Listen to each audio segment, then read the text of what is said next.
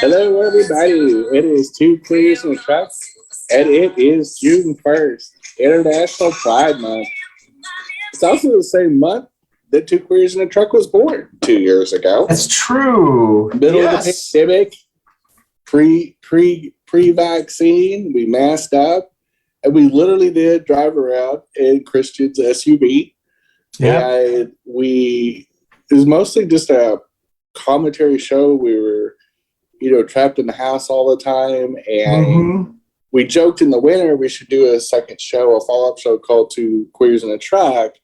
Because at that time, when we talked about it originally, we were still doing shows in studio. And of course, as we all know, the world fell out in March, a couple months later.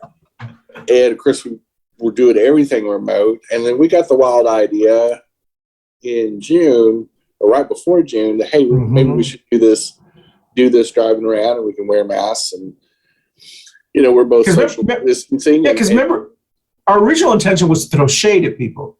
Yeah, well, we did. We did sometimes cringy shade, and a lot of discussions on what we can't say on the air. And I promised not to body shame. Yes, and we didn't allow to do that. So we started doing it as an after show, and then we just kept doing it, and then now primarily, especially here in 2022, we've changed the format a little bit and making it more of a structured show.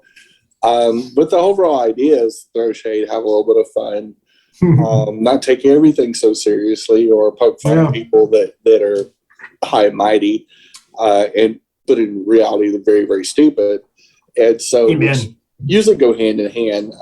Ignorance and snottiness usually are the same bedfellows. But anyway, this is Two Queers in a Truck, the Pride edition, because this is International Pride Month, and all of our shows, our companion show, Coffee and Pan Dulce, and Two Queers in a Truck, are primarily going to be situated around Pride Month or discussions about things similar in nature. Happy Pride, boo! Happy Pride, boo! We made it. We made it. Yeah, I mean, I always feel like we should get some sort of badge of recognition as human beings, especially in this country that's managed the COVID pandemic so poorly, that in so many embarrassing ways, and so many other mismanaged issues that we have in our society, how rich and how stupid our country really is. They should have a show called Rich Stupid Americans. Maybe that's our third, maybe that's another spinoff show. Hey, yeah, that'd be funny. What is it? Crazy Rich Asians or Crazy. Oh yeah. That show. Like we could do Crazy Rich America. I mean, Stupid Rich Americans or something. It would be painful but funny. But anyway, we'll start with these are going to be kind of either truth or sarcasm topics. Okay. And they're all going to be proposals for society. And so it's going to be a little tongue in cheek, a little bit of shade, with a little bit of truth in them too. So the first one would be the what I call in light of or in response to all this anti-abortion rhetoric and impending doom of ruling. That's a very serious subject. I think as a counterman to that we should have the what I like to call the Penis Responsibility Act, which the PRA would regulate penis and penis function in the United States. One, that you would have liability insurance on all penises, beginning with puberty, the moment they start functioning for procreation, and you have to keep this insurance till the day you die. Two, mandatory vasectomies on all people once they with penises that reach procreation age, because they are reversible. And three, mandatory condoms on person once they hit procreation age on them at all times, kind of like liability insurance. Yeah. So those three things, one would make people with penises, primarily men, more responsible, because obviously people with ovaries don't impregnate their own ovaries. We're not an asexual species that could be able to impregnate ourselves. Otherwise, it'd be some really interesting things. And two, the responsibility shouldn't just fall on people with ovaries. And, we should demand the same level of burdens put on people with penises. Like if you never want to have kids, you should automatically get a vasectomy. And that way, no harm, no foul. You're shooting blanks. And, condoms make sense, holds down diseases, that sort of thing. And insurance to be financially responsible for the person that you do impregnate. It eliminates a lot of the fears and takes a financial burden off the person that you chose to be irresponsible with as the person with the penis. And so, what do you think? I have never even thought about those. Well, I will agree that I do think that just as outrageous as a lot of this legislation that conservatives, evangelical conservative kind of, people throw, they know it's never going to pass. They just throw it just because they like to poke. I think that we have to do the same thing to them. Absolutely. And I think I think with this "Don't Say Gay" bills, I think that we should have legislatures, Democrats preferably, propose "Don't Say Christian" bills. You know what I mean? And I think it's time to start fighting fire with fire. I mean, the days of, trying to be go low, what is it? Don't go low, go high, all that kind of stuff. When they go low, high. Yeah, I think those days that was a fantasy. Well, and as outrageous as it is, it's ironic that even people would think that that's so outrageous, is that people with penises get off scot-free or not put any burden of pregnancy prevention on their shoulders. Sure. Many of the medications that people with ovaries have to take on are not the funnest things in the world. They can affect everything from hormonal imbalance to flame up different cancers. They're very these medications, like most medications, have side effect consequences, this sort of thing. And it's just so weird that our society, especially in the straight community, in our community when HIV happened, we started normalizing condoms. We started normalizing different forms of sexual contact other than intercourse. That there was even the porn industry changed a lot. In fact, we had this is true. We screened a film at our Real Out Film Festival last month. The Charlotte Real Out Film Festival? Yeah, the Charlotte Pride Real Out Film Festival. That followed the life of, it did a historical documentary of a married or partnered gay couple that owned a porn film company that was only about gay sex. And it didn't show intercourse. It showed different elements of kink and safe sex and that sort of thing in many ways. Because they started this company at the height of the HIV, and it completely changed how gay men looked at sex. But how funny that straight men just take for granted they do what they want. They don't, because they don't have a consequence. You know what I think should happen? I really would like to see some state legislature propose a bill that as soon as a male inseminates a female, they have to start paying child support. Yeah. The night that there is some mechanism where they can file a claim against the male, and they will start collecting child support. Because if you're going to force that woman to carry that, to do that, that person should be forced to pay for the care and raising of that child. That's why I like my insurance policy. That's a good idea. Yeah. I'm actually fairly serious about that one. Okay. The others, a little harder to do. Yeah. But you can't say my body, my choice, and then deny other people that same right. Exactly. The next one is a bill for mandatory for all Republicans. And it's an education bill. One, reading comprehension.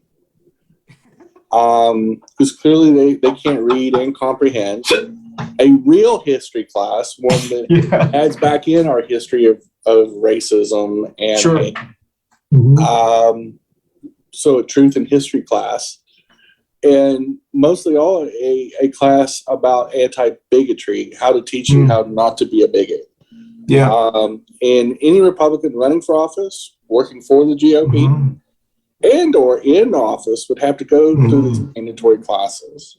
They would have tests, and they would have to pass, or they would have to, if they were an office holder, they have to immediately resign. Sure.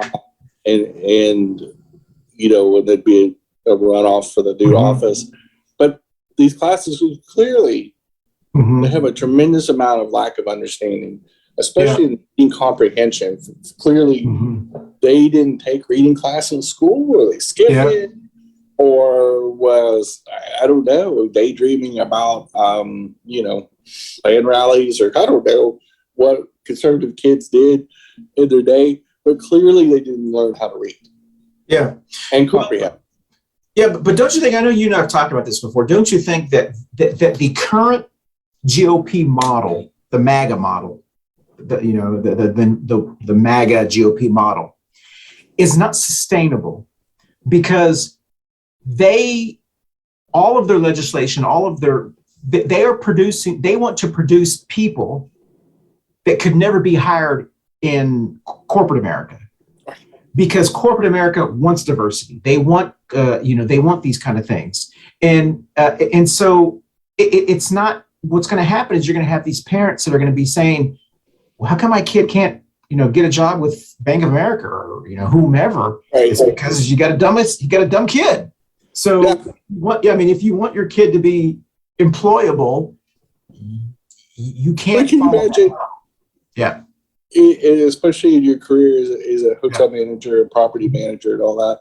Can you imagine if you were in Atlanta, Georgia, and MTG came to interview you as their front of the house manager or banquet manager? Can you imagine listening to that mouth breather talking and go, or Ted Cruz that's blaming the school shooting on unlocked doors? Yeah. I knew Ted was dumb. I mean, really, really dumb. I didn't realize that one statement made me realize how epically. I need to look up which law school he supposedly graduated from. Yeah, but you know what, Jenny? They must have mouth breathing certificates. Like, no, but Jenny, welcome to me to get a law degree, because that would be embarrassing. I would, if I was at law school, I would knock on his door during taxes and go, where's your diploma at? Oh, it's right here. And I would just take it off. I go, dude, we're repossessing your law degree because you are the dumbest person that's ever served in the Senate. See you later. Do not claim our school. We're undiploming you. Like, I mean, you're so epically stupid. How people keep voting for somebody that dumb and that tone deaf is beyond me. Like, I do. Yeah, but I don't think that. Of course, we shouldn't be surprised, because remember when he was first elected and he did this filibuster thing to close the government down. His own party was calling him an idiot, crazy. So I think he's still considered that within his party. They're just tolerating him because they have to tolerate him right now because of what's going on. But I assure you that just like Trump, as soon as they can dump him, they will dump Ted Cruz, which it's.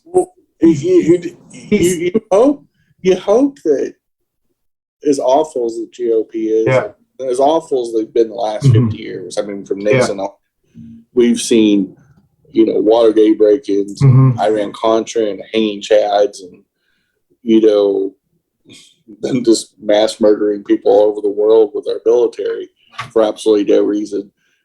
Not to mention spending trillions of dollars that we don't have, obviously, and going into all of our debts because of their overspending on war and destruction.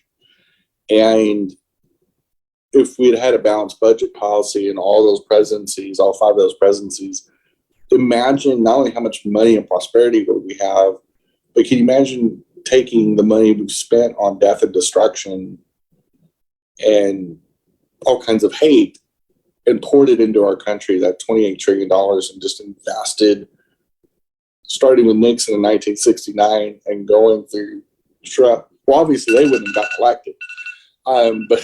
But we are going to take a short break, and we'll be right back.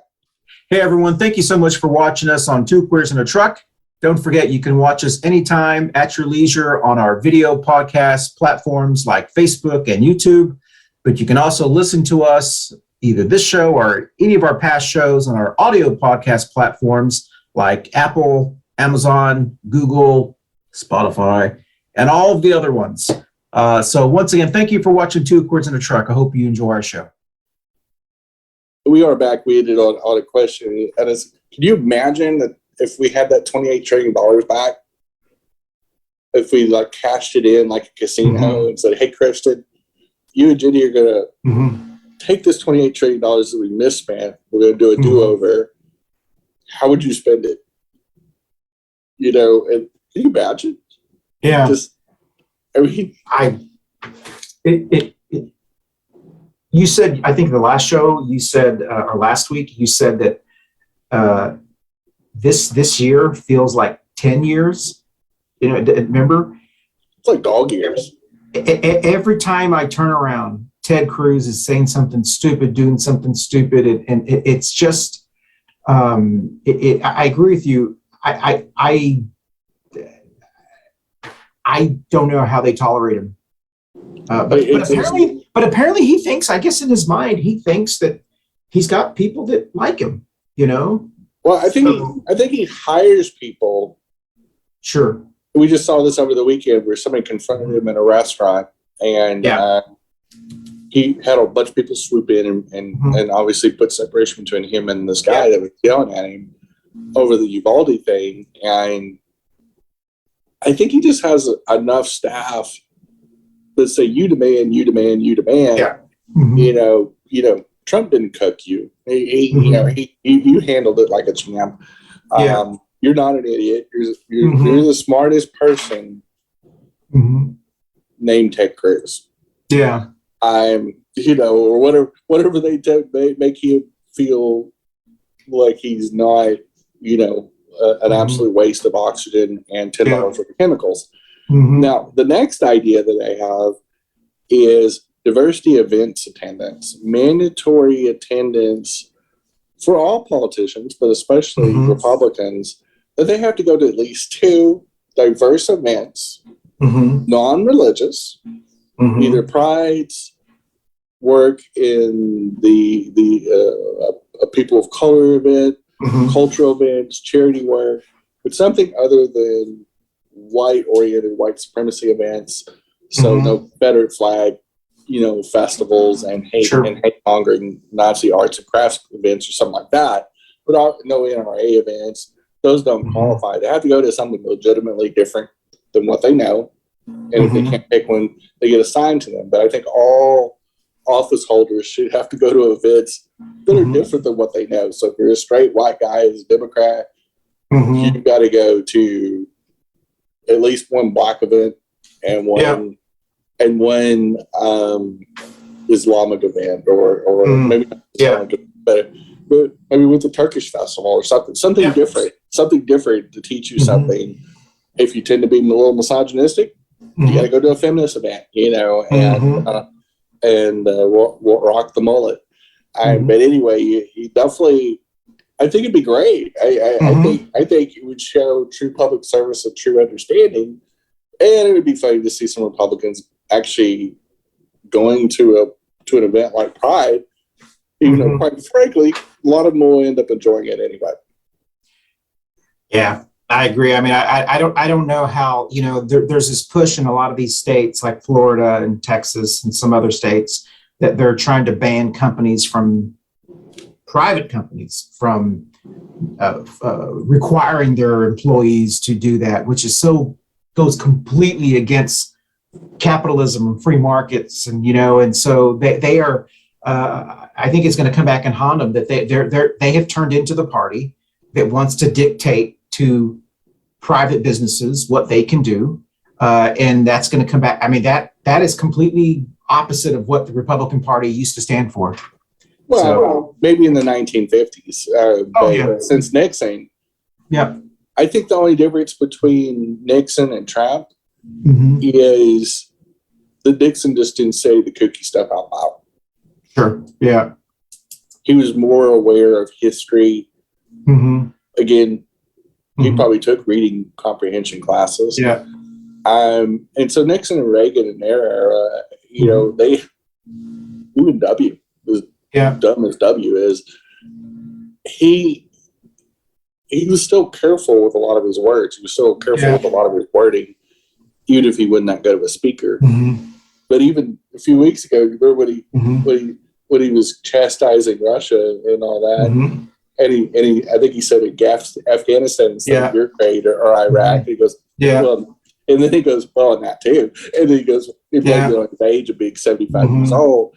But I just thought it was funny that even W and especially Cheney, that was responsible for starting 2 wars that killed over 1 million people of color, that even they're aware of how awful their history was and how they're looked upon, and can say, yeah, that probably was a bad decision. Like, I think something. So Jenny, do you think, I know we talk about this all the time, it seems like we have ever since Trump was elected. At what point do you think that they will, I mean, they really are the party of the dumbest Americans? I mean, I know just by saying that makes us elitist or whatever, but I'm not trying to be elite. I'm just really saying is that they take pride in being stupid. I mean, Marjorie Taylor Greene takes pride in her ignorance. But I think in the movie Idiocracy, where 500 years in the future, that most Americans at that point are completely make fun of anybody that can even read, like in the movie, and it's dumbing down in America to the 10th degree. Sure. And this anti-intellectualism is, I think, 2 parts. I think it's 1 part. They really are that dumb. Yeah. They really are that dumb.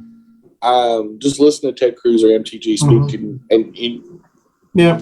or Senator Daines from Montana, and wanting to make sure American math takes precedence over Mexican math, because people talk about our math here in Montana.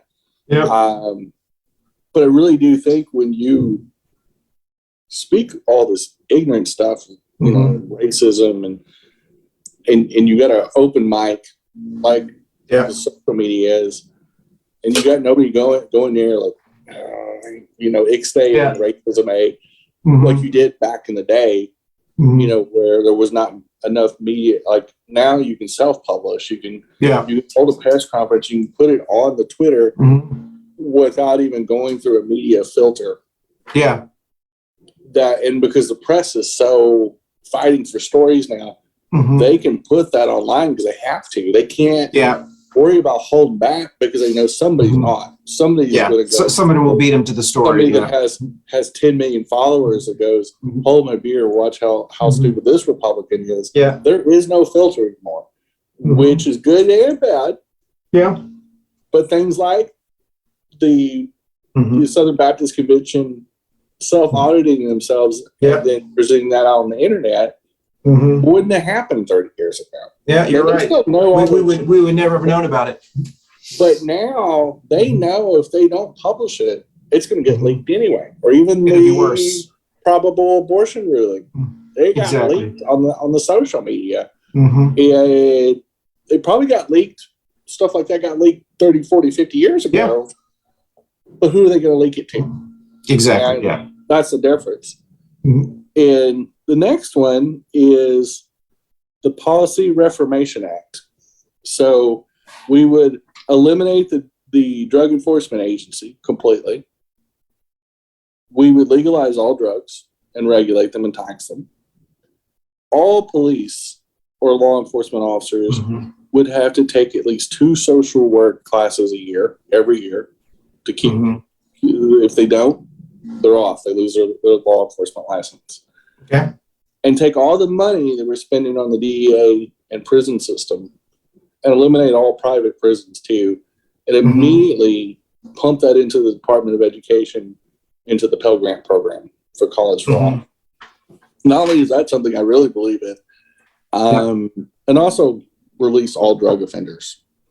Like you can't reform a drug offender and teach them a new life by putting them in prison. You're just making them learn more. I mean, if you put an 18-year-old kid in there, 5 years for having a bag of weed on themselves, and because they're black and poor and they can't afford an attorney, so they get the pro bono free attorney, and they end up doing 5 years.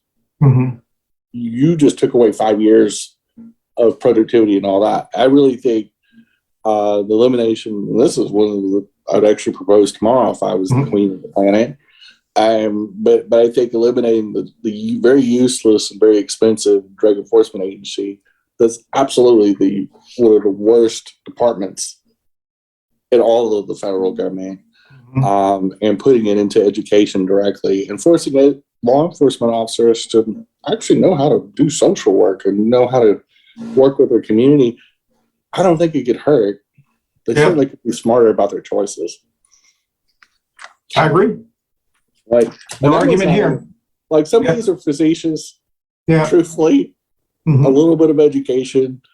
I still think the reading comprehension mandatory classes would be very important for Republicans. But I think some of these things I know are a little kooky. But also think too, just taking money and redirecting it, in such a useless program like the DEA that has absolutely no purpose. Has absolutely no purpose, because drugs, whether they're misused or used, every air quotes illegal drug has a pharmaceutical equivalent. And it's so jacked up that some housewife in Cleveland can go get opioid-based drug, for chronic arthritis or a sports injury.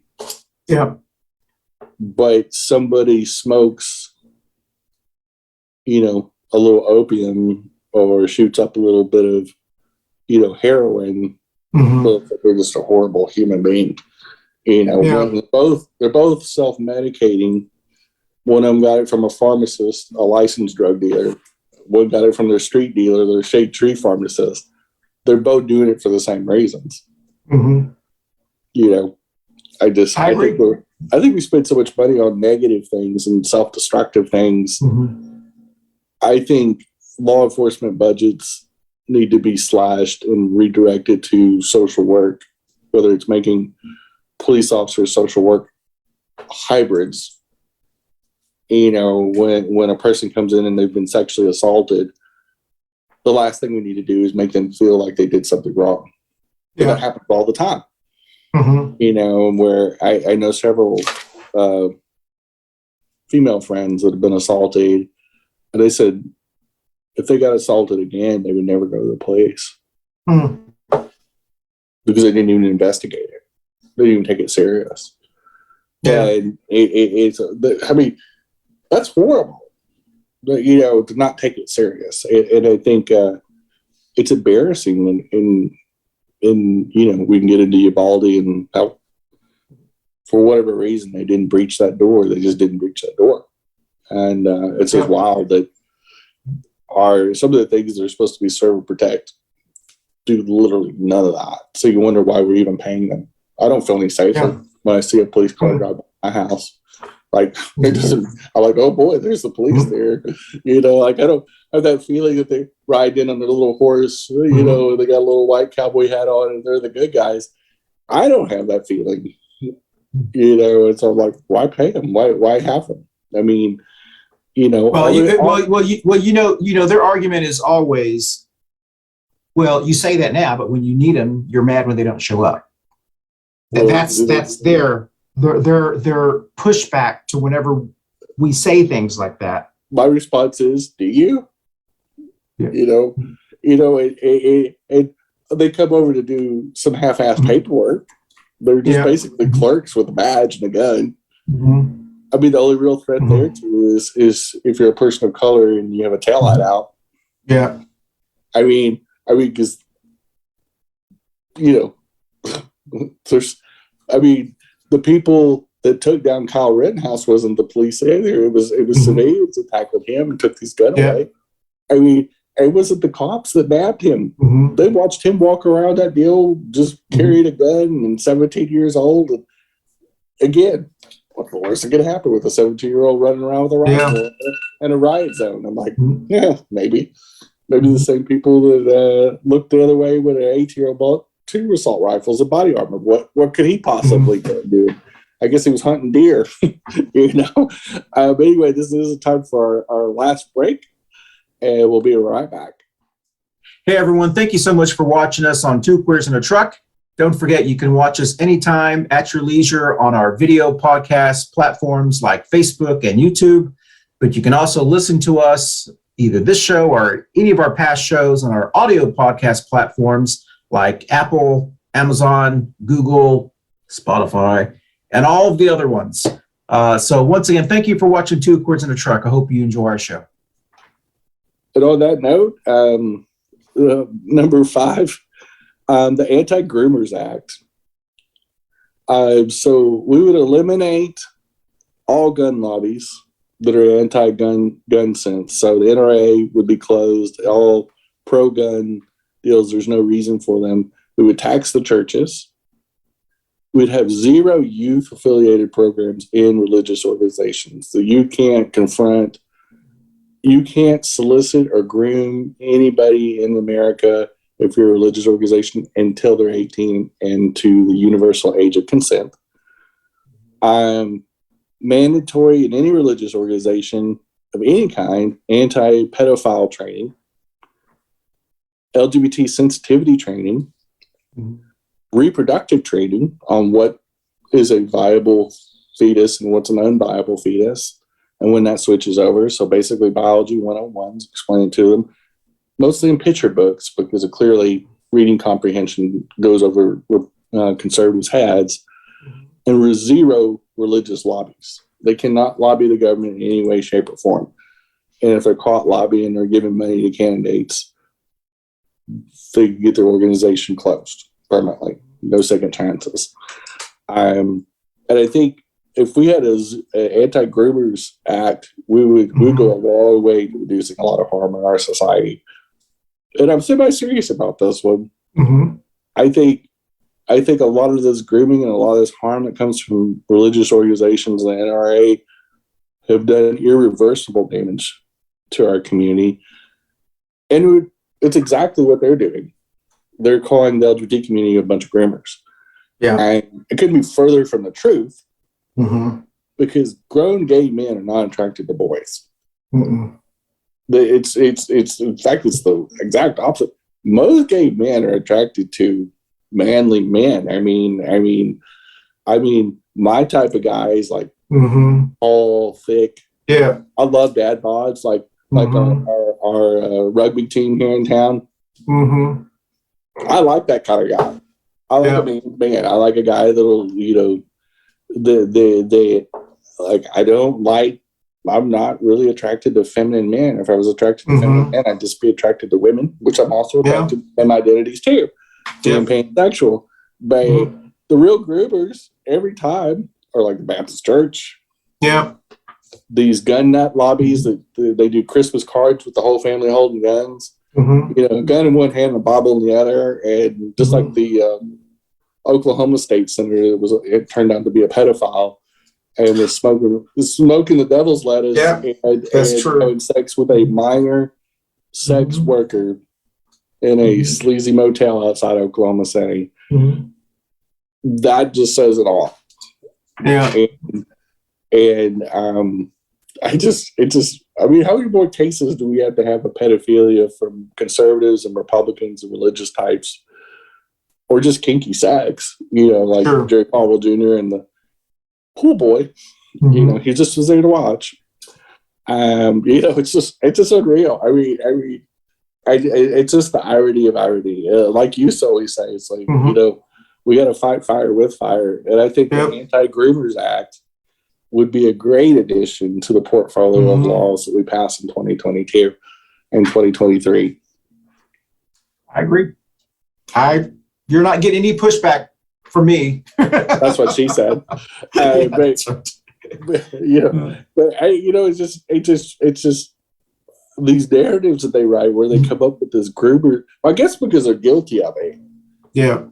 They're so used to grooming, they're going, well, how do we distract them from our grooming techniques? Gay conversion, torture sessions, and all. Well, let's call them what we are. I mean, what's more grooming than religious people coming to your door, knocking on your door, and and hand you a little pamphlet, come right to your door, uninvited. Yeah. I mean, it's kind of, to me, it's creepy. To me, it's missionaries of any kind are creepy to me. Like, Chris, that's what I start, talking to them about the virtues of gay sex and stuff like that. And so they usually run away, or I invite them in for a beer, which they usually can't drink, or freak them out. But it's just like this weird, creepy, or when we were kids, and the local Baptist church would have the Super Bowl pizza parties, and your classmate go, "Hey, Christian, how about you come to this pizza party?" Like, which what it is. It's a recruiting. Exactly. Kids to go. The parents feel guilty because they're not going to that church because they were so nice to my kid. Like, oh, we have to feel like we got to go. Exactly. And then the grooming starts. The whole they got captured a brand new audience. And it's just insanely, I don't know. It's just very bizarre to me. But you know what, Jenny? I really believe. I don't know why. I just have this feeling. I really believe that the millennials and younger, we will be 10 years from now. We will be talking about that things are going to change. Oh, they are. And I think that the Gen Xers, our generation, I keep saying we're like the dumbest generation ever in American history. Maybe the generation above us. I mean, the generation of Trump is pretty rough. I mean, that's true. But we've enabled them. We have coddled them. We've enabled them. And I just think the millennial generation, they're so different than us. And they are, I don't know. I've always felt that. I don't know why. Even professionally, I've always felt like the younger people that we hired, they were obviously, I call them the roll eye people, Sure. They would roll their eyes and whatever, because they told you exactly how they felt. And I always knew that they were a different generation that are going to change things. And I see that we are on the last, those that we're talking about, that their days are just 5-6 years away. Yeah. Well, there's such a small group of Americans. Yes. They're getting smaller by the day. Yes. Especially post-COVID. And they're literally, not just figuratively, but literally thinning their ranks out in so many different ways. They're turning people away from Christianity, which is just, for me, a delicious irony. I get it every time. I think that's why a lot of my friends are in those two age brackets, the Zennials and the millennials, is because I think they realize they don't have time to pull the punches. They don't have time to coddle anybody. That between an environmental apocalypse and so many other existential threats, and then the raw stupidity of the older two generations. Yeah. They're just going, and they've had almost constant war in their lifetime, constant craziness. All these mass shootings have happened. The Columbine was 23 years ago, which is pretty much the middle of the millennial and the right before the Zennial started getting born. And so they've always known school shootings. Yeah. They've always known mass shootings. Like they grew up in that era watching adults look the other way and going, my rights, my rights, my rights. Yeah. And so they've seen all this bizarre kookery unfold and go, oh gosh, at least I'm not as dumb as them. And that's the reason. That's the reason we're seeing, I think, all this hateful legislation is because they're trying their best to slow it down. They can't. Even with the new what we expect from the Supreme Court, they are going to try everything they can to slow what they know is going to happen. The inevitable. Yes, exactly. And it is frustrating because they know it's going to happen, and yet they're going to make it as miserable for us as they can. Yeah. And it's frustrating that we actually have to sit there and fight these things because it's like, why? To me, it's just wasted energy that we could be doing other things. Time, of things that we all know. Because, we all have that one really hardcore idiot friend. Yeah. That says, I'm going to do this, this, and this. And you've already done that. And it really backfired on you. And you're on your fifth marriage now. Yeah. And it's not them, it's you, boo boo. Yeah. Like you're the idiot. You're the bad guy in this deal. And also my sixth suggestion is the mandatory drug and alcohol testing, random testing for all public officials. For you to qualify to even run for office, they have to do a background check that you have no history of bigotry or abuse, either in your social media or any criminal charges. And if you do, you can't even run for office. Like it just ends, and that way,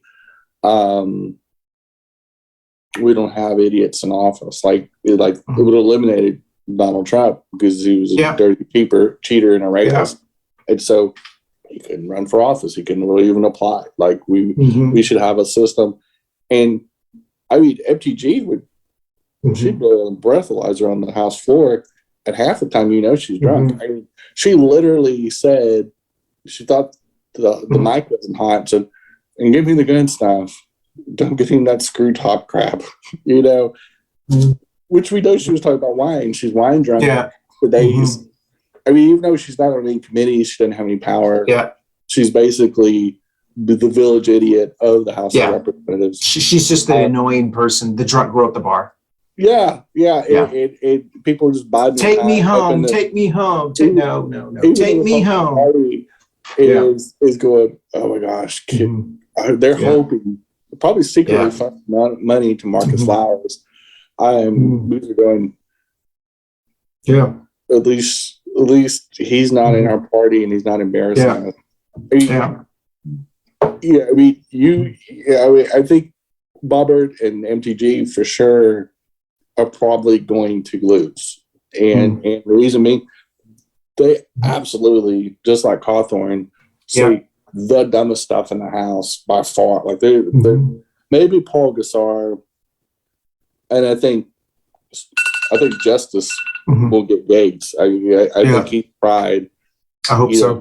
He's definitely going to go to prison for rape, statutory rape. And then of course Cruz, he's just sinking his ship. He's going to go down with the rest of those Texas Republicans. I mean, I just don't know how some of those people can survive this. I don't think that Texas, with the way the population has shifted and the way demographically it's inevitable they're going to be a blue state. The only way they could remain a red state is if every conservative in the country moves there, because they just don't. I mean, they don't have the numbers, you know. And so now if the people continue to vote at very, very low percentages, yeah, they can still sneak in gerrymandering and stuff like that. But just the numbers of Latinx people and people that are moving there, they're and the children of Ted Cruz, they are not like Ted Cruz. No. And so just the pure numbers of people, I hate to say it like this, that's the only thing that's keeping me, one of the things that's keeping me sane and stable is knowing, yes, I hate all this stuff that's happening, but I do know that we are going to outlive them, and and that we will die happy and they will die miserable. So, well, the crazy thing with this whole thing is because we all live in the same house, we all live in the same bubble, inside the United States. And the fact that we have to share this land with probably some of the dumbest mouth breathers, and the fact that they're all being recorded and they're actually still saying this, and there's nobody in messaging in the GOP just saying, "Good gosh, you're burning the house down." Like, I mean, I'm never going to run for office, but I'm just telling you as a staffer, put a muzzle on some of these people. Yeah, it is because it's like Ted Cruz, what he said about the doors, and anything that MTG says or Bobbert says, like they don't ever say anything even remotely smart. Like, smart is way over here. Those two, just, you don't even know how they figured out how to even fill out the application to run for office. Like, is there a picture book version of the application? I mean, like is there did they have somebody come with them and hold their hand and spell the big words like their name? I mean, how did two mouth breathers like that even figure out how to run for Congress, even do the paperwork, like the raw minimum? Well, it just is unreal. Yeah. Well, but and I know we've talked about this a lot. It just really highlights how the Republican Party has, man, it is just disintegrating before our eyes, and it is, there are very few people that are like really proud to be Republican. I mean, even the MAGA people hate other Republicans. Well, yeah. Well, the best thing is on the Daily Show when that field reporter, that white guy, and I can't remember his name, goes to these different MAGA events.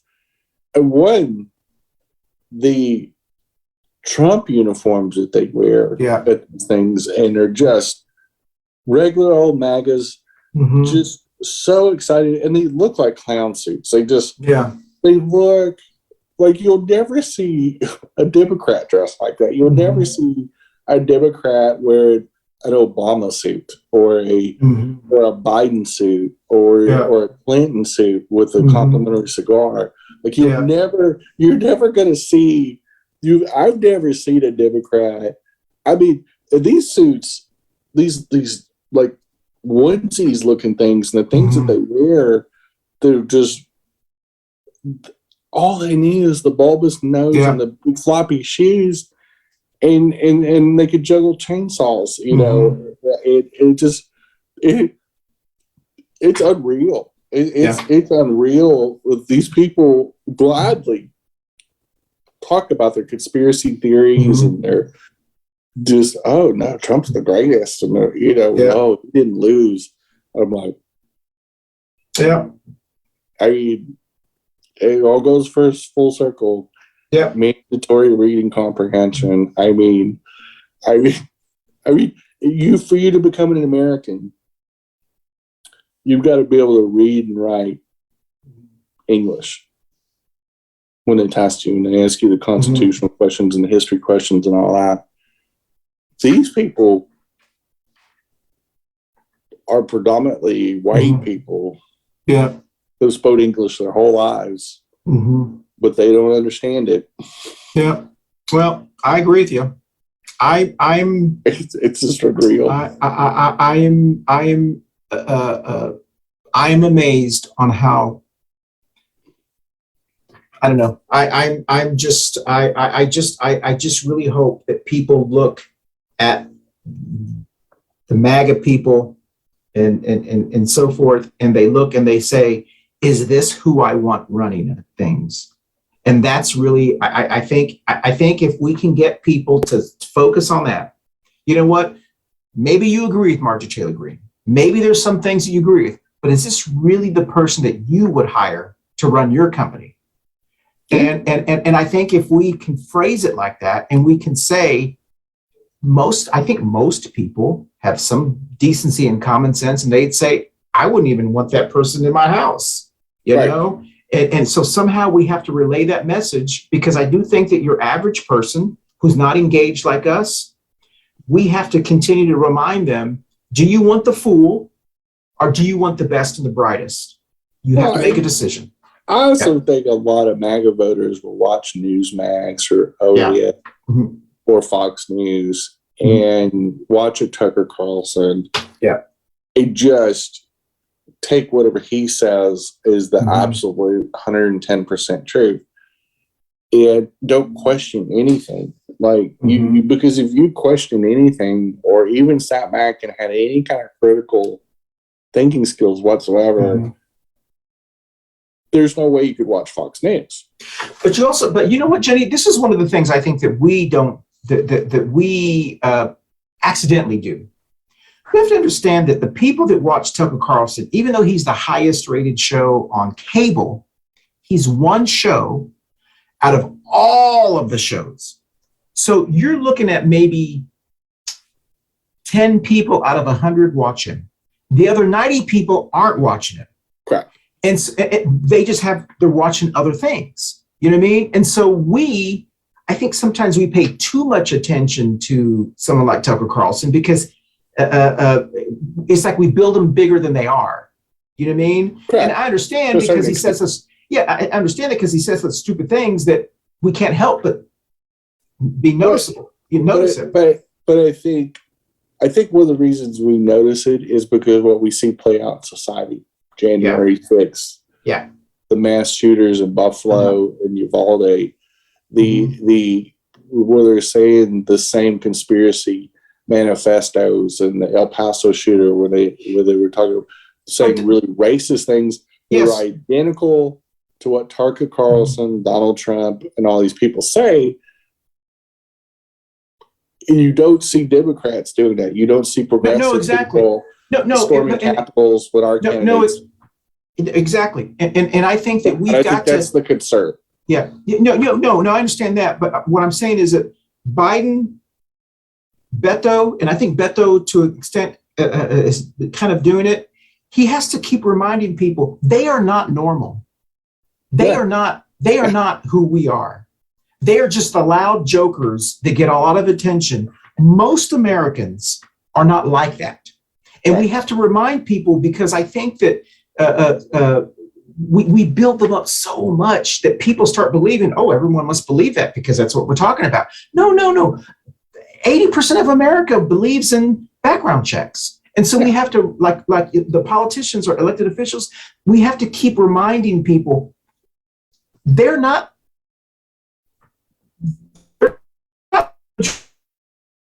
They don't speak for us. I don't know how we do that. Huh? They don't speak for us. They don't represent our values at all. Yeah. But we do have to wrap up. We went a little bit over, but that's okay. It's our first. It's our first Pride show, so it's so happy Pride, and we will close this out and mosey on down the path till next week. Babu. Babu. Bye. Happy Pride. Hey, y'all. Thanks for watching, and happy Pride Month, International Pride Month. I will keep rocking it every day. Thanks for tuning in. See y'all later. Bye. Happy Pride. Hello, everybody. We got two Queers and Trucks and another episode in the can. We appreciate y'all watching and tuning in every week. Hope that you tune into our podcast, both with Coffee and Pandosi and two Queers and a Truck. We talked about all kinds of things this week, from white supremacy to Joe Biden calling somebody a son of a bitch to a whole bunch more. Thanks for tuning in, and y'all be safe. Bye, boo-boo.